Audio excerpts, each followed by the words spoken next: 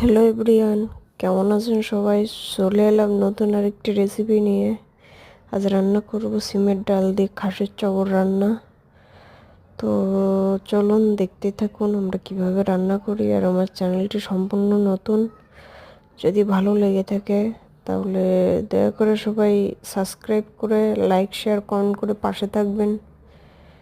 তো চলুন, ধন্যবাদ সবাইকে।